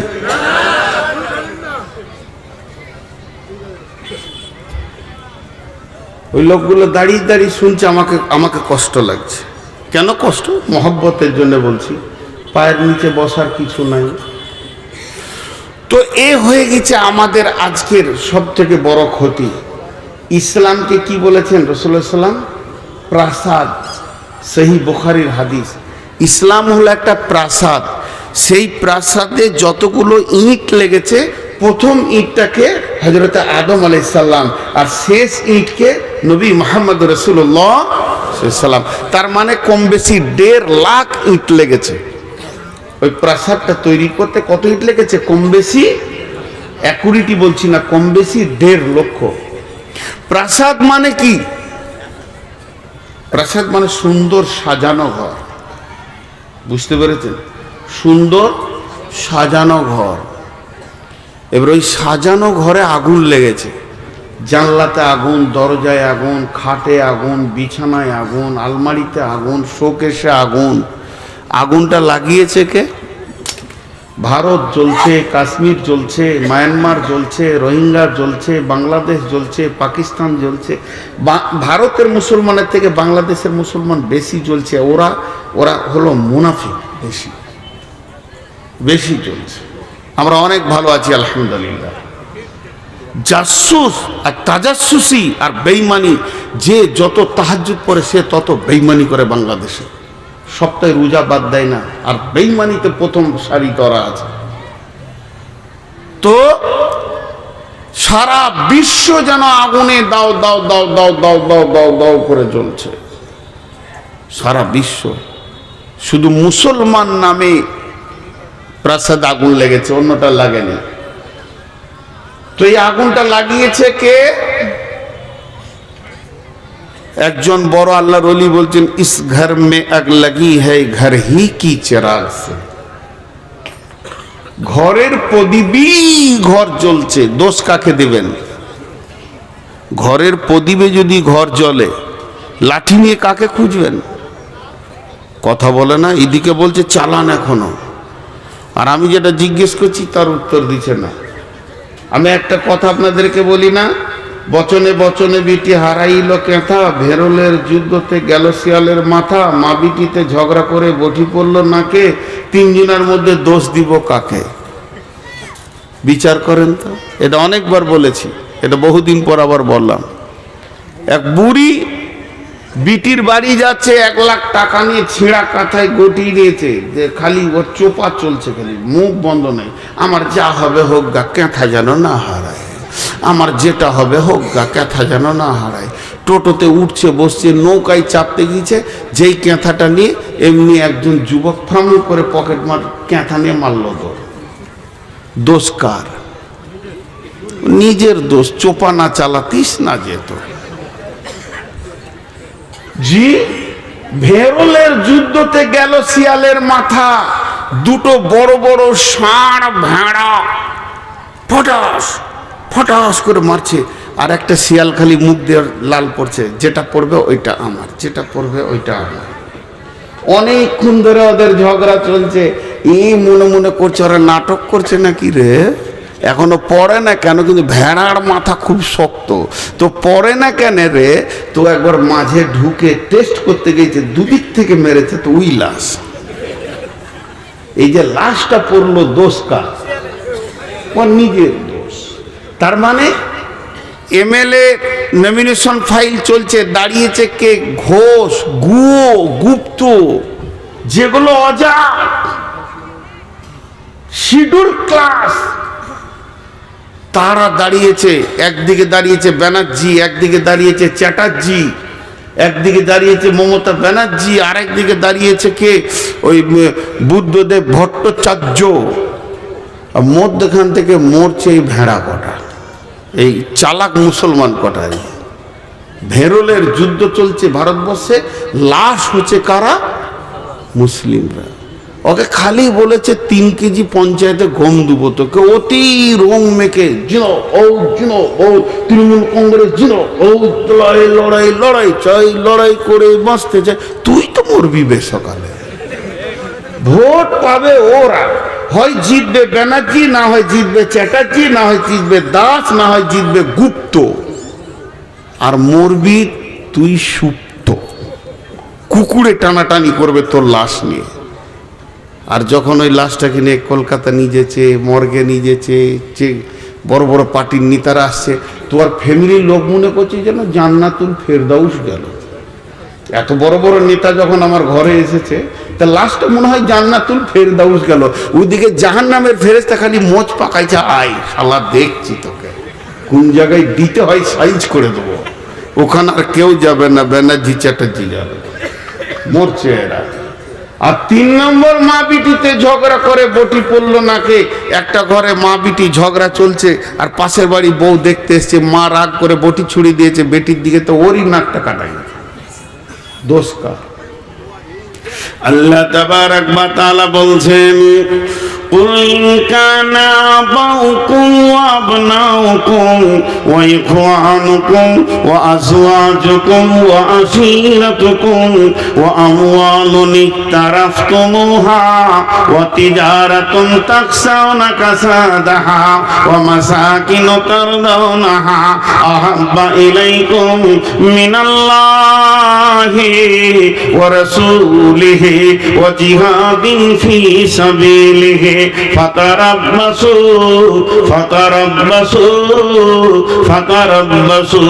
হাত্তা ইয়াতিয়াল্লাহু বিআমরিহি। অপেক্ষা কর, আল্লাহ রেগে গেছেন। আল্লাহ যেদিন তোদেরকে কেড়ে নেবে, আপনি ইমামের চোখে মুসলমান, মুয়াজ্জিনের চোখে মুসলমান, হাজির চোখে মুসলমান, গাজীর চোখে মুসলমান, কিন্তু আমার রবের চোখে আপনি ফাসিক। আল্লাহ বলছেন, ওয়াল্লাহু লা ইয়াহদিল কওমাল ফাসিকিন। আল্লাহ ফাসিক বেঈমানদেরকে কোনদিন হেদায়েতের পথ দেবেন না। এটা ছোট্ট সত্য কথা জিজ্ঞেস করব, যদি সত্য সত্য আপনি উত্তর দিতে পারেন তাহলে আলহামদুলিল্লাহ পড়ব। একটা হিন্দু ছেলে আপনার এলাকায় চলাফেরা মুসলমানদের মতো, গোসল করে, পেচ্ছাপ করে, পানি নেয়, মূর্তি ফুর্তি মানে না, ওগুলোর প্রতি ওর ধ্যান ধারণা নাই। ও পুজোকে গুরুত্ব দেয় না, ওইদিকে যায় না। মাঝে মাঝে আপনার সঙ্গে চা খায়, ফুটবল ময়দানে খেলতে যায়, আর মাঝে মাঝে বলে তোদেরই ওইটা ভালো রে, আজান হচ্ছে কত একসঙ্গে নামাজ পড়ছিস। এখন ওকে আপনি মনে মনে পার্সেন্টেজ করছেন, উফ 80% চলে এসছে এইদিকে, আর একটু হলেই মুসলিম হয়ে যাবে। এই আকাঙ্ক্ষাটা আপনার হবে কি হবে না? 4 জন বলেছেন, সবারই কাছে একবার শুনতে চাইছি, যদি কোনো হিন্দু ছেলে আমাদের ধর্মকে ভালোবাসে, আমাদের চালচলনকে ভালোবাসে, তো আপনার দিল কৌতূহল হবে কি হবে না যে মুসলমান হয়ে যাক? হবে। সত্য কথা বলেছেন, আলহামদুলিল্লাহ। তাহলে একটা হিন্দুর চালচলন মুসলিম দেখলে যদি আপনার এটা মনে হয় আমাদের চালচলন তো হিন্দুদের 16 আনা হয়ে গিয়েছে, তাহলে ওদের মনটা বলবে না যে 2-4 চাবুক লাগাই নিয়ে ঢুকে যাবে সব? ওদের বলাটা কি অন্যায় আছে বলেন? আমাদের বিয়ে শাদী হিন্দুর মতো, পোশাক হলো বেঈমানের মতো, চুলের কাটিং এ রসুল নাই, খাওয়াতে রসুল নাই, আর টাকনোর নিচে কাপড় শিখানোর রসুল নাই, কথাবার্তা লেনদেন দাদা বৌদি কাকি কাকিমা জেঠু ফুপা ফুপি বেরোচ্ছে না, এখন পিসি মাসি বলতে শুরু করে দিয়েছে। মুসলমান তুমি 95% চলে গেছো, মসজিদও ঢুকো না, অত গুরুত্ব দাও না। একটা ব্যানার্জি ছেলে জানে আমার বন্ধুর নাম কবিরুল ইসলাম, সেই ইসলামের বড় কবিরুল ইসলাম, বড় ইসলাম ওলা তার নাম। তাকে জিজ্ঞেস করছে, কবিরুল আজকে জুমার দিন তুই কি করবি? চল না রে ফারাক্কা থেকে ঘুরে আসি, জুমা পরে হবে, অন্যদিন পরে নিলেও হবে। তখন ওই গুপ্তের ছেলেটা আইডিয়া করছে, এই জুমার মুখেও মুতে দেয়, পেশাব করে দেয়, এই পেচ্ছাপ করে আমিও পানি নিলাম না, উইও নিল না, এবং আমার টাকনুর নিচে কাপড় ওরও কাপড়। ও 80% আসলে আপনার আমার দিল যদি মনে করে ঢুকে যাক, আমরা 95 কেন 99% হিন্দুত্বকে গ্রহণ করে নিয়েছে, ইহুদি নাসারাকে গ্রহণ করে নিয়েছে, তবে কেন তারা মেহনত করবে না যে আর 2 চাবুক লাগাইলেই ঢুকে যাবে? এই জন্য তারাও উঠে পেরে লেগেছে। মুসলমান তুমি তোমার সত্তাকে হারিয়ে দিয়েছো, এর জন্য তুমি কোন ক্লাসের বোঝা যাচ্ছে না। একটা ট্রেনের বগি এই রোডের ওপরে পড়ে আছে, ট্রেনের কামড়াটা বগিটা ট্রেনের, চাকাগুলো টায়ার ট্রাকের না ট্রাক্টরের, আবার হেলিকপ্টারের পাখা, প্লেনের ডানা, বলেন গাড়িটার নাম কি? এই গাড়িটার কোনো নাম কেউ খুঁজে পাবে না। বগিটা ট্রেনের মতো, চাকাগুলো ট্রাক্টরের, হেলিকপ্টারের পাখা, প্লেনের ডানা লাগানো থাকলে ও গাড়িটার নামই খুঁজে পাওয়া যাবে না। তো মুসলমানের নামগুলি মুসলমান, চাল চলন হিন্দুর মতো, কথাবার্তা বৌদ্ধর মতো, এবং এদের বিয়ে শাদী ইহুদির মতো, মাথার চুল ইহুদির মতো। এই জাতটার নাম কি কেউ খুঁজে পাবে না। সবাই চাইবে চাবুক লাগা আমাদের দিকে ঢুকিয়ে নি। এই সাহসটা বিশ্ব নবীর সাহাবীর কাছে কেউ করতে পারেনি। অভাব, আব্দুর রহমান ইবনে আউফের অভাব, এ আউফ নয়, আব্দুর রহমান সাহাবীটার নাম। অভাব, ঘরে 2-1 দিন খাবার নাই, অভাব চলছে, ধার করতে গেছে, ঋণ করতে গেছে উমাইয়ার কাছে।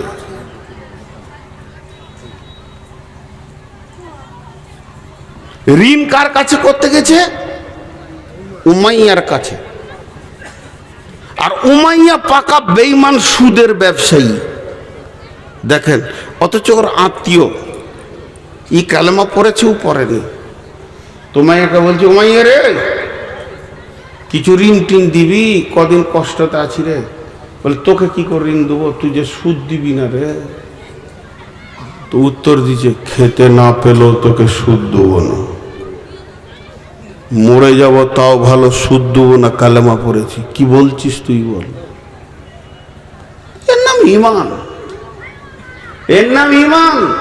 আর কালকে যদি এজেন্ট ঢুকে যাই চিন্তামণি, ফতেপুরে, এইখানে ছাইতলিতে যত এলাকার লোককে চিনি বা আমার গ্রামে, খালি ওকে ডেকে চায়ের দোকানে বলছে এত টাকা জমা করলে এই মাসে এই মাসে এই হয়ে যাবে, এই 3 মাসের মধ্যে 4 কোটি টাকার মালিক বলেছে, কাউকে শুধবে না।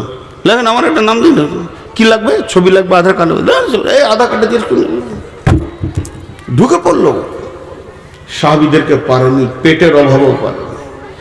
আজকে আমরা শেষ হয়ে গেছি, ফুটবল দেখেছেন? ফুটবল, লোকগুলো ফুটবল দেখে নাই গো। জালসা করতে গেলে এগুলো একটা করে নিয়ে যেতে হবে আর কি। ফুটবল তো বিরাট বড় গ্রাউন্ডে 11টা যুবক নেমেছে। পশ্চিম দিকে 11টা যুবক ফুটবলকে মারতে মারতে পূর্ব দিকে নিয়ে এসছে, আর পূর্ব দিকে 11টা যুবক পশ্চিম দিকে নিয়ে যাচ্ছে। কেউ ওকে গছে না, পটাস ওই দিকে যাচ্ছে, তো ওরা পটাস। আমার মতো একটা মাথা মোটা হুশ বুদ্ধি কম দাঁড়িয়ে দাঁড়িয়ে দেখছে, কোন দলের রে, বলটা কোন দলের? ওদের গেঞ্জি হলো সাদা, এদের গেঞ্জি লাল, তো কোন দলের ও কেউ যে লাই না রে। দুটো প্লেয়ারের পায়ে এরম করে লেগেছে, আর বলটা এসে আমার পায়ের কাছে পড়েছে। তো অনেকক্ষণ থেকে লাত খেয়েছে, তো আমার কল যেতে লাগছে আর কি। তো এমনি করে কুড়িলে বললাম, ভাই তুই এত লাত খেয়েছিস রে, তুই কোন দলের, আর তোকে লাত খাইছে কেন বলতো? দুটো প্রশ্ন করলাম, তুই কোন দলের, তোকে লাত খাইছে কেন? ফুটবল উত্তরে বলছে, আমি কোনো দলের লয়। তো গরু চুরি করেছিলি না, তা লাত খাইছে কেন? ওই যে আমার ভিতর ফাঁকা, ওই লেগে লাত খেয়েছি। কই ইটকে মারুক তো দেখি, একটা পাথরকে মারুক তো দেখি, কত শালা হিরো আছে ওরা, আমি ফাঁকা। তো বর্তমান রাজনৈতিক ময়দানে মুসলিমরা হলো ফুটবল। কথা ঠিক না ভুল বলে? কেন? সিপিএম মেরেছে এককালে লাত। আপনারা খেয়াল করেছেন কিনা, যে লোকগুলো সিপিএমে মাস্তানি করে হারাম খেয়ে হিরো হয়েছিল, ওরাই বা তৃণমূলে হিরো। খালি কালার চেঞ্জ করেছে, সারা জীবন ওদেরকে এই করতে হবে।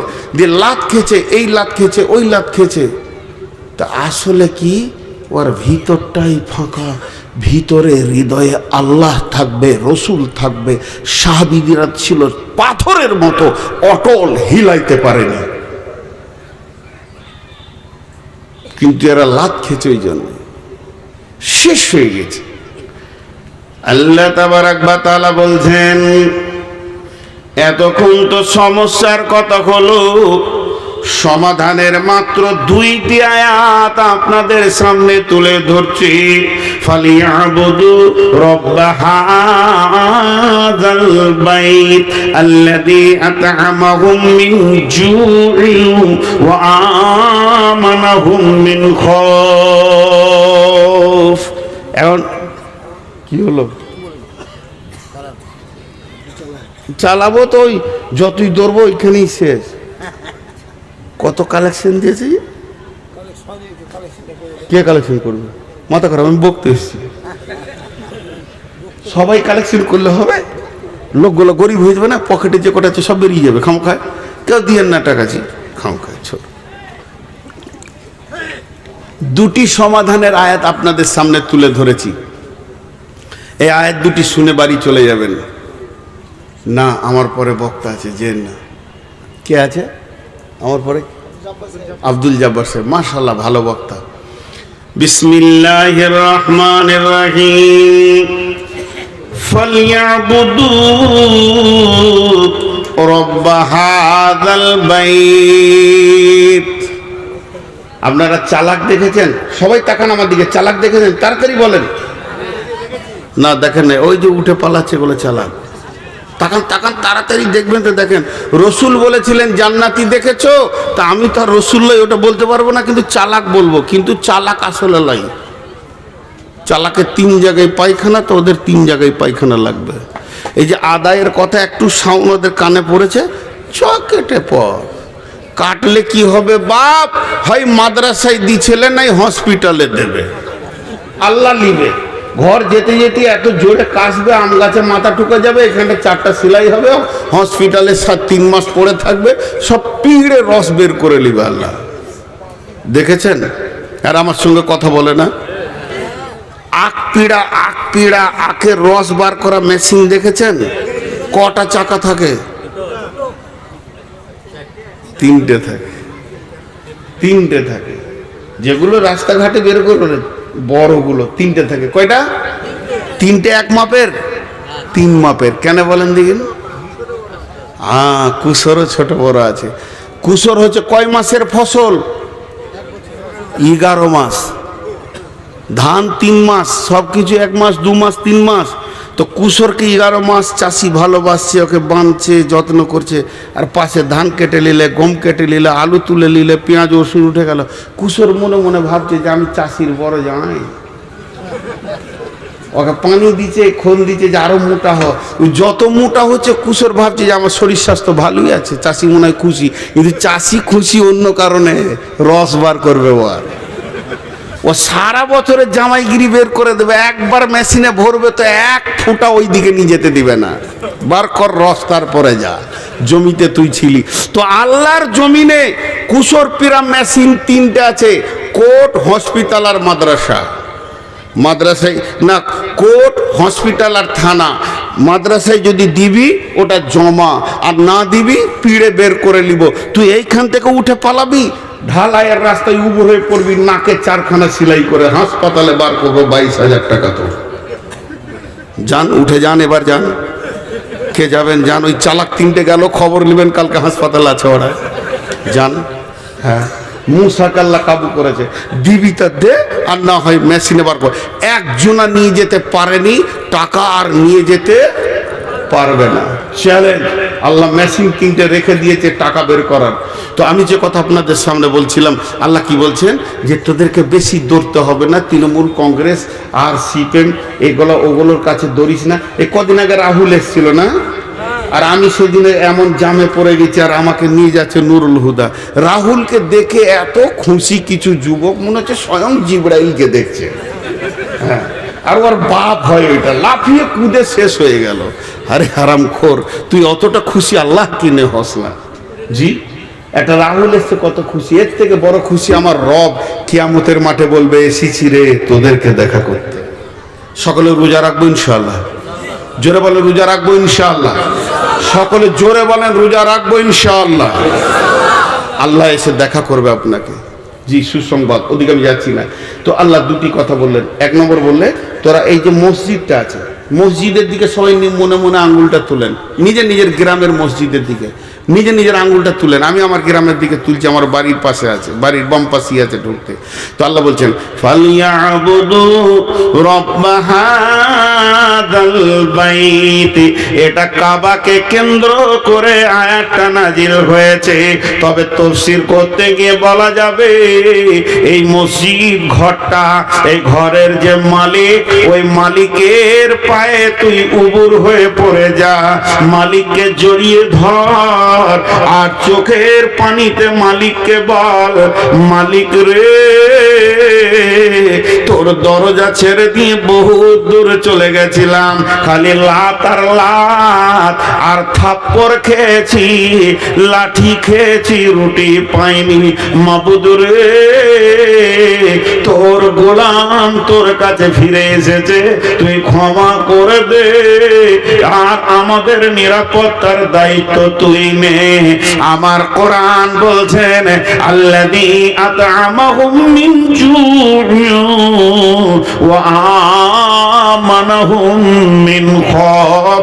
তোদের ঘরে আল্লাহ বরকতের ডালি ভরে দেবে রে, অভাব দেখতে পাবি না, রুজি তোদেরকে দেবে। আর তোদেরকে যে দিক থেকে আযাব আসুক, মারপিট আসুক না কেন, আল্লাহ নিরাপত্তার চাদর দিয়ে ঘেরে নেবে। আল্লাহ তোদেরকে নিরাপত্তা দেবে। একটি কথা যিনি মুসলমান তিনি মুখ দিয়ে বলবেন, যিনি অন্য কোনো জাতি যদি থাকেন তা আপনি বলিয়েন না, কোরআনে একটা শব্দ ভুল আছে? তাহলে এটা কোরআন থেকে বললাম। আল্লাহ বলছে ঢুকে যা, আমার অফিসে ঢুকে যা, পঞ্চায়েত যেতে হবে না, ব্লক যেতে হবে না, দরখাস্ত দিতে হবে না, ডেপুটেশন দিতে হবে না, তোরা ঢুকে যা। হাজি ভাই একটা মসজিদ নিয়েছে, ভারতবর্ষে কয়েক লক্ষ মসজিদ আছে, কই মুসলমানরা রাগ করে সেই দিন থেকে সবাই মসজিদ ঢুকে গেল না? তো তাহলে ওদের মাথা টনক উড়ে যেত, কি করেছি রে বাবা, কি করেছি। আমি তো বলছি সব জায়গায়, ওই জাতিদের জানে শান্তি নাই, শান্তি না থাকার কারণে ওরা নিজেদের দেবদেবীকেও শান্তি দিতে পারছে না। শেষকালে রাম এসে মুসলমানদের মসজিদে জায়গা দিলেন। আবার জানটা এতদিনে ঠান্ডা হলো। যতগুলো ঠাকুর আছে সব ঢুকবে মসজিদে, যাবে কোথা? কদিন পরে মোদিও ঢুকবে, দাঁড়ান কালেমা পড়বে, এই কেবল দাড়ি ছেড়েছে। জি, অমিত শাহ শান্তি পাবে না মসজিদ ছাড়া। আল্লাহ ওদেরকে হেদায়েত দেখ, না হয় ধ্বংস করে দেখ। আমিন, আল্লাহুম্মা আমিন। আল্লাহ হয় হেদায়েত দেখ, আর না হয় ধ্বংস করে দেখ। তো শান্তির জায়গাতে তোরা চলে আয়। আল্লাহ নিজেই ডাকছে, হাইয়া আলাস সালাম, হাইয়া আলাল ফালাহ। বাংলায় বলি, আয় তোরা সলাতের দিকে আয়, নামাজের জন্য আয়। আজানটা যদি বাংলা হয় তো এরকম হবে, আয় আয় তোরা নামাজের দিকে আয়। আর ফালাহ যখন বলবে এরকম হবে, আয় তোরা নিরাপত্তা, শান্তির, মুক্তির দিকে আয়। এখানে এত নিরাপত্তা আছে, শান্তি আছে, মুক্তি আছে, নিবি তো তোরা আয়। যখন মসজিদওয়ালা ডাকছে, ও চায়ের দোকানে বসে বসে বলছে, আমাদের পশ্চিমবঙ্গে যদি শান্তি নিতে হয়, এনআরসি যদি বাঁচতে হয়, মমতাকে ডেপুটেশন দিতে হবে।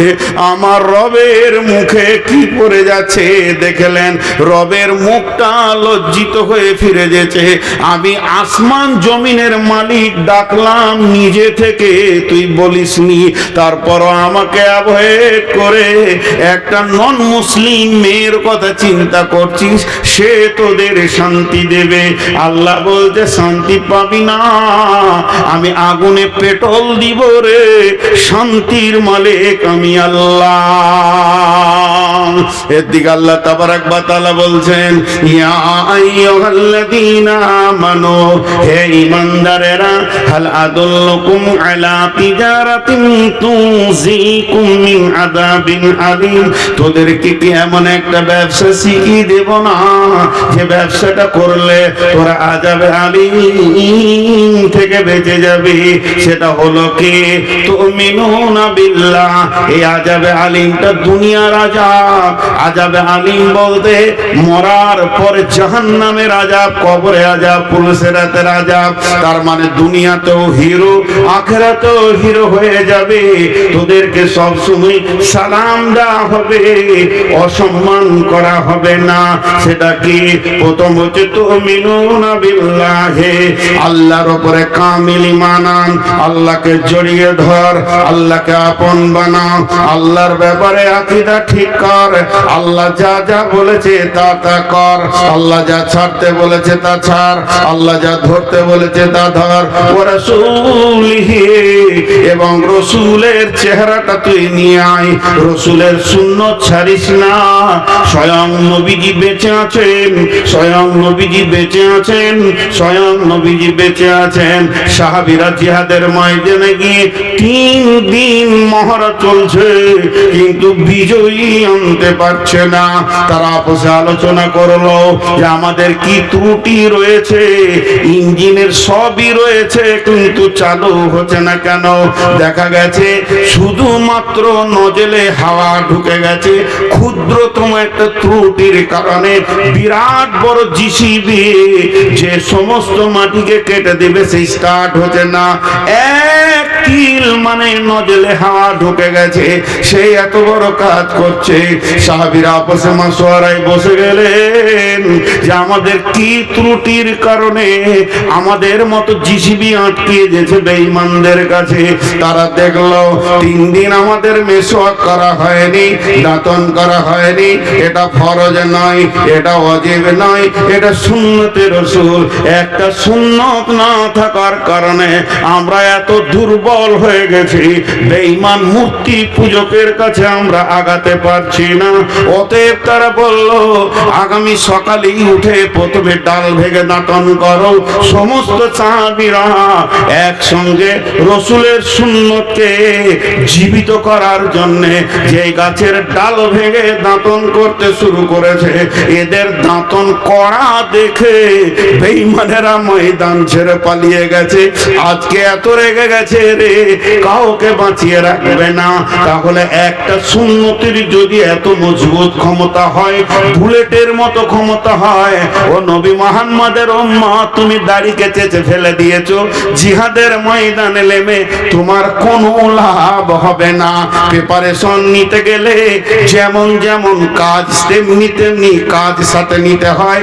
জিহাদের প্রথম শব্দ হচ্ছে তুমিনুনা বিল্লাহ, আল্লাহকে সঙ্গে লাগবে, ওয়া রাসূলিহি, পূর্ণাঙ্গ রাসূলের সুন্নতকে জড়িয়ে ধরতে হবে, ওয়া জিহাদিন ফি সাবিলিহি, এরপরে তুমি জিহাদের দিকে পা বাড়াবে।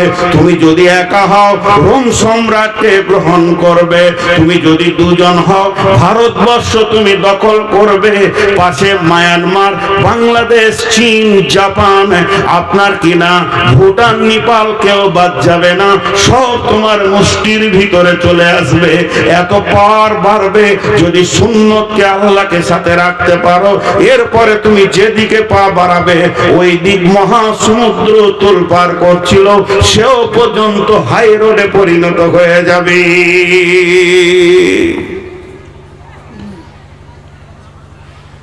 হযরত উমর একদিন ফজরের নামাজে সালাম ফেরার পর কাঁদছেন তো আগে থেকেই, ঘুম ভেঙে গেছে তখন থেকে কাঁদছেন।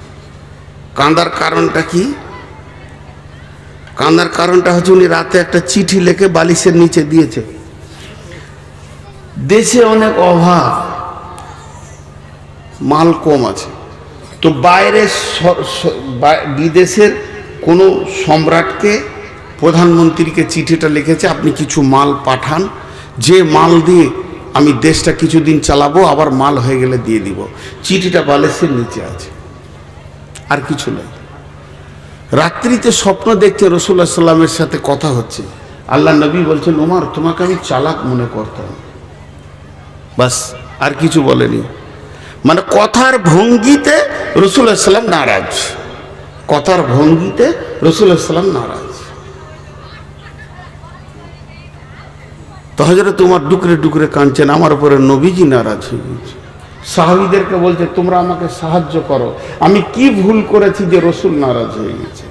সাহাবীরা বলছে রাসূলুল্লাহ, ইয়া আমিরুল মুমিনিন, আপনি প্রতিদিনের মতো আমল করেছেন, কিছু বাদ গেছে? না। কিছু বেশি করেছেন? না, যা যা আমল করি তাই করেছি। কাঁদছে, বলছে একটা কাজ করেছি। কি? বলে বিদেশে চিঠি লিখেছি, দেশে অভাব চলছে তো বালিশের নিচে রাখা আছে, আজকে সকালে পাঠাবো, কাউকে দিয়ে এটা ভেবে রেখেছি। সাহাবীরা বলেন আমিরুল মুমিনিন, খলিফাতুল মুসলিমিন, আপনি কত বড় ভুল করেছেন। দেশে অভাব চলছে, বিদেশকে চিঠি লিখেছেন, অথচ কাছে আল্লাহ আছে, দরখাস্ত দিলেন না। এটাই নবীজি মেনে নিতে পারেননি, তাই আপনাকে ছোট করে কথা বলেছে। উমর রে, তোমাকে চালাক মনে করতাম, এটা কি আপনি খাপা পাগলার বোকার মতো কাজ করেননি? হযরত উমর চোখের পানিতে চিঠিটা ছিঁড়ে ফেলে দিলেন, ফেলে দিয়ে বললে চলো আমরা ইস্তেসকার নামাজ পড়ব, আল্লাহ পানি দেবেন এবং আমাদের ফলে ফসলে ভরে যাবে। হযরত উমর ইস্তেসকার ইমামতি করলেন, মুষলধারা বৃষ্টি হলো, মদিনা ফলে ফসলে ভরে গেল। কাকে ডাকতে হয় এটা আমরা জানি না, আমাদের ত্রুটি শেষ নেই। জি ভাই, আমরা সব সময় যেন একটা ভুলের ময়দানে দৌড়ে বেড়াচ্ছি, ভুলের ময়দানে দৌড়ে বেড়াচ্ছি। সবটাই শেষ করে ফেলেছি আমরা। তো শেষ বক্তব্যে দুটি জিনিস বলি। এই যে আমার দাড়িটা আছে, এই দাড়িটাকে আমি কোন একটা ভুল করেছি, সভাপতি ভাই বন্ধু মানুষের মতো কোন একটা ত্রুটি হয়ে গেছে, এখানকার যুবক ধরে দাড়িটাকে চেঁচে ফেলে দিয়ে ওটাকে রাস্তায় ফেলে জুতা করে লগড়িয়ে চেন টেনে ওর উপরে পেচ্ছাপ করে দিল। সহ্য করতে পারবেন আপনারা?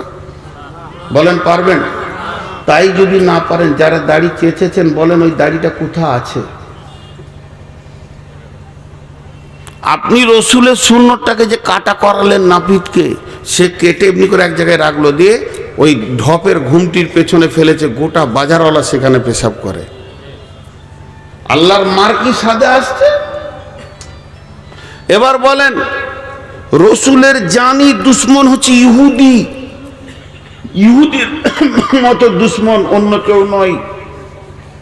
সেই ইহুদিদেরকে আমরা ভালোবেসেছি কেন? একবার মাথার চুল চারিদিকে ছোট, মাঝের মাঝে বড়, এটা ইহুদিদের কাছ থেকে এসেছে। আজ মুসলমান ইহুদিকে গ্রহণ করেছে। এরা পাস করবে না এরা লাত খাবে? বিধায় আজকের টোটাল বক্তব্যটা ছিল আত্মসমালোচনা। আমি আমার লিকটা মারি, আমি আমার টিউবের লিকটা মারি, নিশ্চয়ই আমার চাকা আগা দিয়ে ঘুরবে। আমি কাউকে দোষ দিইনি, হিন্দুকে দোষ দিইনি, খ্রিস্টানকে দোষ দিইনি, বৌদ্ধকে দোষ দিইনি, আরো কাউকে দোষ দিইনি। রাজনৈতিক দল সিপিএম, কংগ্রেস, তৃণমূল বলেন, আর বিজেপি, বজরং আর শিবসেনা বলেন, আমি কাউকে দোষ দিচ্ছি না। আমি দোষ দিচ্ছি আমি যে বুলেট মাল, সেখানটা আমার শেষ হয়ে গেছে, আমি নিজেকে নিজেই শেষ করে দিয়েছি। তো অতএব এই জায়গা থেকে আমাদেরকে ফিরে আসতে হবে। আসতে হবে কি হবে না? জোরে বলেন, হবে কি হবে না? আমি দোয়া দিচ্ছি, আমিন বলেন। এই আল্লাহ, তুমি আমাদেরকে ওই জায়গা থেকে ফিরিয়ে নিয়ে এসো। এই আল্লাহ, আমাদেরকে পূর্ণাঙ্গ রসুলকে ফলো করে চলার তৌফিক দাও এবং তোমার হুকুমকে মেনে চলার তৌফিক দাও। আপনারা সব মুসলমান না অন্য জাতি আছেন? কেউ হাত তুলেন তো। সব মুসলমান তো? আপনারা মুসলমানের মতো ওয়াদা করেন 5 থেকে 7 মিনিট বসে থাকবেন, যিনি উঠে পালাবেন উনি হাত তুলেন।